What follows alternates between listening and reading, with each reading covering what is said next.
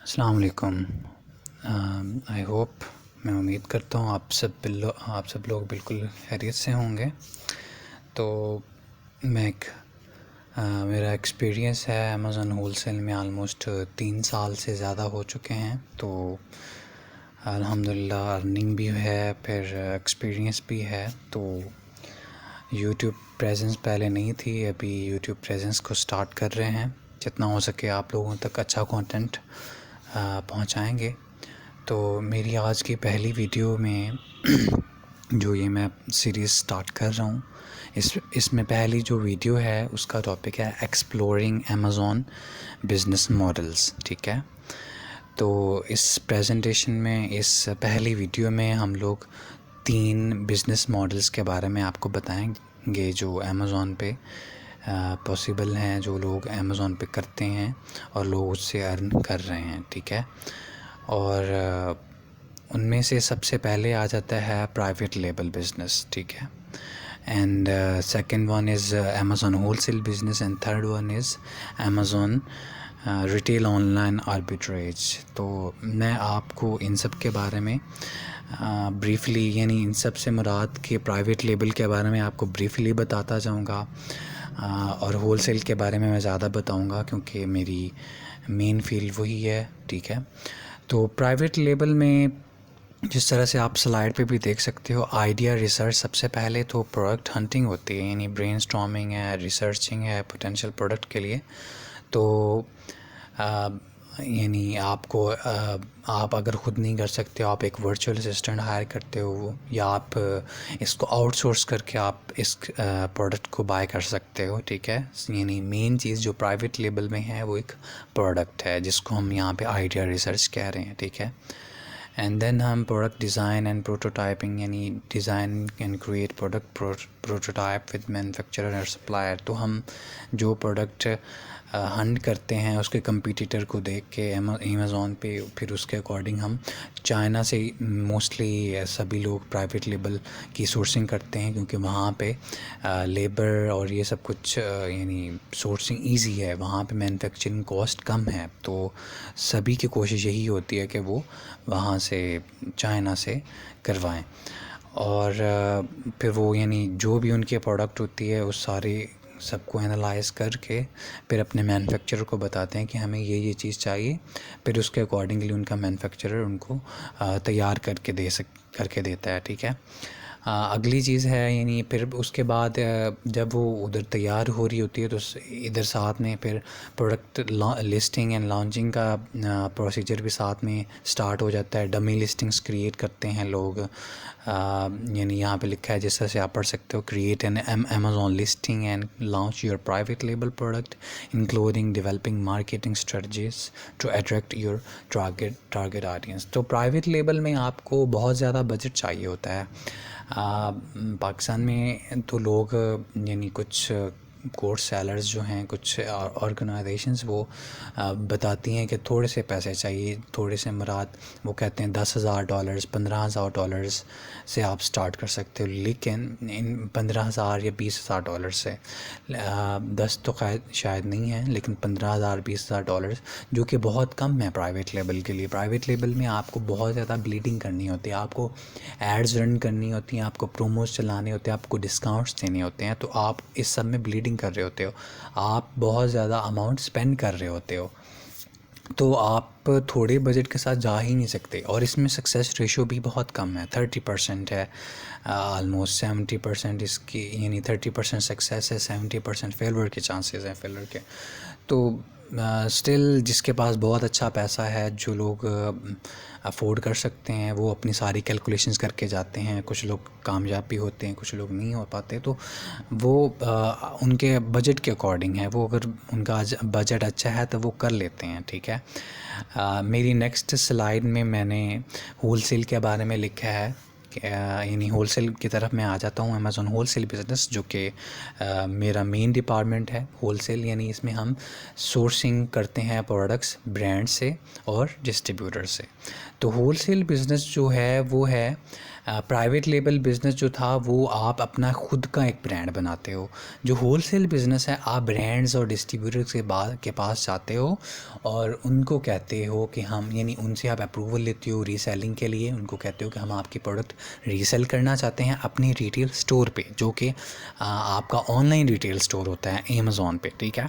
आप उनको कहते हो कि हम आपके प्रोडक्ट सेल करेंगे, हमें अप्रूवल दें, हमें सोर्सिंग हमें अपने पास से करने दें, हमें अच्छे डिस्काउंट दें, सो दैट हमारे पास इतनी इतनी इन्वेस्टमेंट है।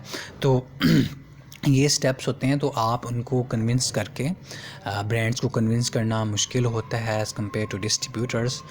और आप ये अगली वीडियोस में मैं आपको फर्दर इसके बारे में बताऊंगा कि इसकी टेक्निक्स इस वगैरह क्या होती हैं जिससे आप ब्रांड से या डिस्ट्रीब्यूटर से सोर्सिंग कर पाते हो और उनसे फ़र्स्ट ऑफ़ ऑल अप्रूवल ले लेते हो। तो यहाँ पे मैं स्लाइड पढ़ता हूँ, फाइंड होलसेल सप्लायर्स, ठीक है।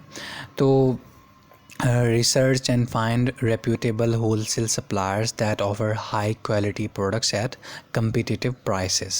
तो हमें वो wholesale suppliers, distributor या wholesalers उनको बोलते हैं, हमें वो चाहिए जिनके पास अच्छी प्रोडक्ट्स हों, लाइक वो काउंटरफीट ना हों, जेन्युइन प्रोडक्ट्स हों, वो ब्रांड की तरफ से ऑथराइज्ड हों, ठीक है, उनकी इनवॉइसेस भी एक्सेप्ट होती हों, ठीक है। तो हमें वो लोग, और वो हमें अच्छा डिस्काउंट भी दे रहे हों।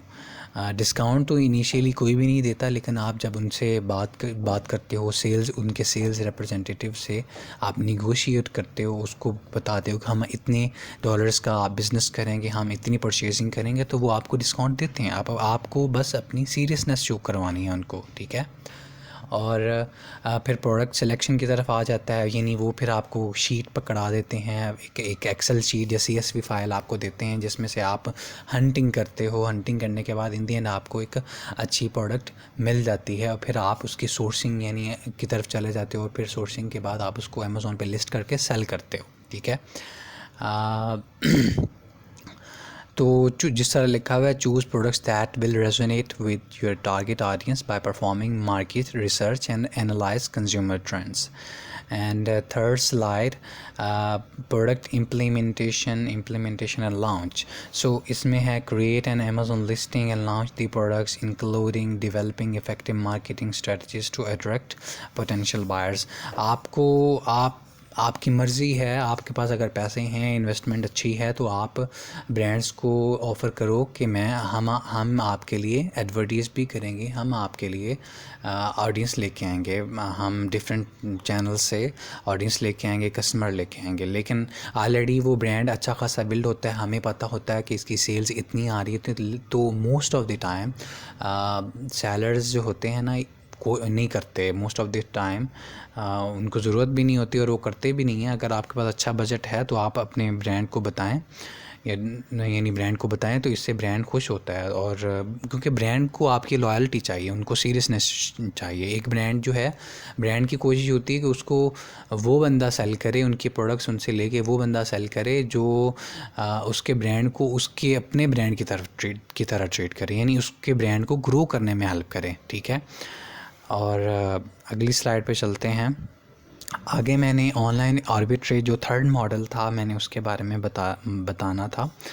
तो ये है, इसमें ये थर्ड मॉडल है। इसमें आपको होलसेल की तरह आपको ब्रांड से या डिस्ट्रीब्यूटर से अप्रूवल नहीं लेना पड़ता। आप सिर्फ एक प्रीवियस लिस्टिंग के ऊपर जाते हो जो अमेज़ॉन पे होती है। आप रिटेलर्स के पास जाते हो, रिटेलर कोई भी ब्रांड की रिटेल वेबसाइट हो सकती है, फिर कोई भी रिटेल मार्केट साइट हो सकती है, वॉलमार्ट हो सकता है। तो आप रिटेल मार्केट से आप फिज़िकली स्टोर पे जाके वहाँ से प्रोडक्ट उठा सकते हो। ओनली यानी सिर्फ तभी जब आपको उस प्रोडक्ट में प्रॉफिट नज़र आ रहा हो, ठीक है। अगर प्रोडक्ट में अच्छा प्रॉफिट हो तो फिर आप जाते हो और आप उसकी बाइंग करते हो, ठीक है। एंड देन आप उसको अमेज़ॉन पे लिस्ट करके, क्योंकि आपको जस्ट लिस्ट करना होता है, आपको अप्रूवल वगैरह नहीं चाहिए होता ब्रांड के लिए, तो इसके भी आगे फिर फर्दर टेक्निक्स होती हैं इस पे, यानी प्रोडक्ट का क्राइटेरिया होता है कि कोई आईपी कंप्लेंट ना हो पहले से, और profit margin, sales, each and everything जो भी है वो चाहिए। तो इसमें यानी जहाँ अब मैं स्लाइड पढ़ता हूँ आपके लिए, तो product research low competition products using online tools to find items to buy and resell at a profit. Virtual assistants employ virtual assistants to help manage product researches, customer service and other administrative task. तो virtual assistants आप एक जो investor है, आप as an investor अगर जा रहे हो, आप क्लाइंट हो, आपके पास टाइम नहीं होता। हाँ, आपको बिज़नेस की समझ होनी चाहिए क्योंकि आप चेक एंड बैलेंस रख सको, लेकिन आपको एक लॉयल वीए भी चाहिए होगा, वर्चुअल असिस्टेंट जो आपके लिए ये सब कुछ करे। तो अगर आप अपने वीए पे चेक एंड बैलेंस रखना चाहते हो, तो मैंने जिस तरह से प्रीवियसली मेंशन किया है कि आपको उसके लिए ज़रूरी है कि आपको भी उसका नॉलेज हो कि आप क्या कर रहे हो। आप थोड़ा सा नॉलेज अपने पास रखें सो दैट आप उस पर अच्छा चेक एंड बैलेंस कर सकें। जिस तरह से पिछले मंथ्स में ऐसा हुआ है कि यानी 2023 जो गुजरा है उसमें वीएज़ ने बहुत ज़्यादा यानी काउंटरफीट प्रोडक्ट्स सेल की हैं, ठीक है, चाइना से लेके, और यानी चाइना से वो लेके करता है। क्लाइंट को, इन्वेस्टर को नहीं पता होता था। इन्वेस्टर को पता होता था बस पैसे आ रहे हैं, ठीक है, इन्वेस्टर खुश था, इन्वेस्टर को डीपली नहीं पता था। लेकिन अब जब अकाउंट्स डीएक्टिवेट हुए हैं तो इन्वेस्टर्स को पता लगा है, इन्वेस्टर इस चीज़ से नाराज़ है। तो इन्वेस्टर को या क्लाइंट को इस पे यानी उसको पता होना चाहिए कि उसका वर्चुअल असिस्टेंट क्या कर रहा है, यानी चेक एंड बैलेंस, और उसके लिए ज़रूरी है कि उसको कुछ ना कुछ पता हो कि वो क्या कौन सा बिज़नेस कर रहा है, ठीक है। अगर आप चेक एंड बैलेंस नहीं कर सकते तो फिर आपके लिए आपको एक अच्छा लॉयल वीए हायर करना होगा, ये इसका तरीका है। अकाउंटिंग यानी monitor expenses, track finances and manage sales, keeping track of profit margins. ये भी यानी एक प्रोडक्ट आपने सेल की है तो उसके बाद आपको रिपोर्ट बना के देखा कि इतनी की प्रोडक्ट थी, इतने की सेल हुई है, इतना प्रॉफिट आया है, रेवेन्यू कितना है, फिर यानी ये ट्रैक भी ज़रूरी होता है। अगली स्लाइड पे चलते हैं। तो आपको अपने रिस्क और रिवार्ड्स को हमेशा एवेलुएट करना है, रिस्क असेसमेंट करनी है, प्रॉफिट प्रोजेक्शन है, बिजनेस स्केलेबिलिटी है। तो identify the risk associated with each business model including competition, demand and supplier reliability. ये हर बिज़नेस के लिए ज़रूरी है, और बहुत सारे अच्छे बिजनेसेस, बहुत सारे अच्छे क्लाइंट्स ये काम करते हैं। और उसके बाद determine your potential profits and return on investment for each business model. ये भी एक बेसिक स्टेप है और ये क्रूशल स्टेप है। एक प्रोडक्ट है आप बाय करने जा रहे हो, उसमें प्रॉफिट ही नहीं है या उसकी सेल्स ही नहीं है, ठीक है, आपको कुछ सेल्स मिलनी ही नहीं है, तो आप उस प्रोडक्ट, आपको कोई आरओआई यानी आपका रिटर्न ऑन इन्वेस्टमेंट ही नहीं है उस बिज़नेस मॉडल में, तो आप जस्ट अपना पैसा वेस्ट करने जा रहे हो। तो ये इसकी जो ये यानी ये आपको पहले असेसमेंट इसकी करनी है।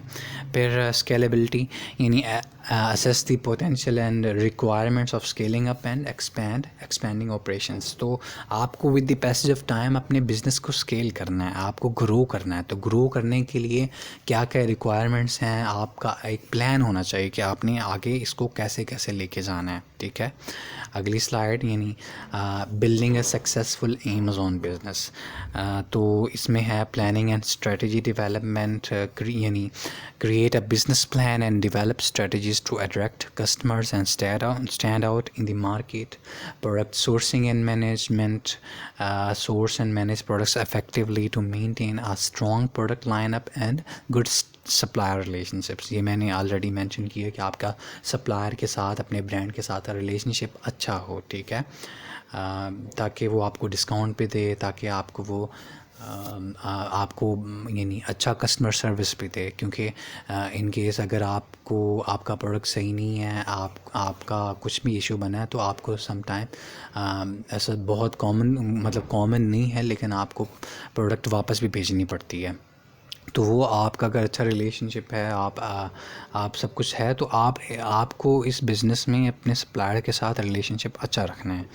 फिर Amazon listing optimization and marketing, optimize your listings and develop effective marketing strategies to attract more buyers and gain higher sales। ठीक है। उसके बाद है कस्टमर सर्विस एंड सेटिस्फेक्शन। ये बहुत इम्पोर्टेंट चीज़ है, ये हर बिज़नेस में इम्पोर्टेंट है कि आपका कस्टमर सर्विस यानी कस्टमर आपसे खुश हो, आपसे सेटिस्फाइड हो। ठीक है, यानी providing excellent customer service and satisfaction through timely shipping, fast resolutions and engaging customer communications. आपके कस्टमर को कोई इशू आया, उसको प्रोडक्ट सही नहीं मिली, या उसको टाइमली नहीं पहुंच पाया, या आप उसको एक डैमेज पीस मिला है, तो आप उसको आप अपने कस्टमर को मतलब उसको अच्छे से ट्रीट करो, आप उसको रिफ़ंड दो, आप उसको यानी एक और प्रोडक्ट दो, यानी ताकि आपका कस्टमर आपसे खुश हो। और ये आपके बिज़नेस की पहचान है, आपके बिज़नेस में ये इम्पॉर्टेंट चीज़ है। अगली स्लाइड है make more money and save time on Amazon. तो उसके अब वो हैं, यानी आपको हमेशा पैसा तो ज़्यादा बनाना है, तो उसके लिए आपको टाइम भी कम लगाना है। ये बिज़नेस का रूल ही यही है। आप अगर अपने घंटे कम कर रहे हो तो फिर आप बिज़नेस कर रहे हो। अगर आप घंटे ज़्यादा लगा रहे हो, कंज्यूम ज़्यादा कर रहे हो, आप पैसे भी ज़्यादा बना रहे हो, लेकिन आप अगर अपने घंटे ज़्यादा लगा रहे हो तो वो एक अच्छा बिज़नेस नहीं है। तो आपको हमेशा ज़्यादा पैसे कमाने हैं, लेकिन आपको अपने घंटे कम करने हैं। आप वेज हायर करो, आप जो हो सकता है आप उसके लिए पॉसिबल है आप करो। तो manage your money, use software and data to track your profits, expenses and cash flow. This will help you make more money and stay financially stable. So इस तरह के बहुत सारे सॉफ्टवेयर्स और हैं जिनके ज़रिए से आप अपने प्रॉफिट्स को आप अपने प्रॉफिट्स, एक्सपेंसेस और इस कैश फ्लो का रिकॉर्ड रख सकते हो। Get help when you need it. तो इसका ये है reduce your workload and get more done by hiring virtual assistants or using software tools to handle tasks for you। ठीक है, I hope you understand. Promote and sell, तो create effective marketing strategies and build a strong brand identity. This will help you stand out from competitors and increase your sale. तो effective marketing ये particularly private label business के लिए बहुत important है। आपको उसमें ये काम ज़रूर करना है। ठीक है, अब मैं अगली स्लाइड पे चलता हूँ। तो आपको इस बिज़नेस में बहुत सारे टूल्स और रिसोर्सेज भी चाहिए होते हैं। टूल्स इस बिज़नेस की जान है। ठीक है, और इसमें सबसे पहले है अमेज़ॉन सेल्स एनालिटिक्स। ओके,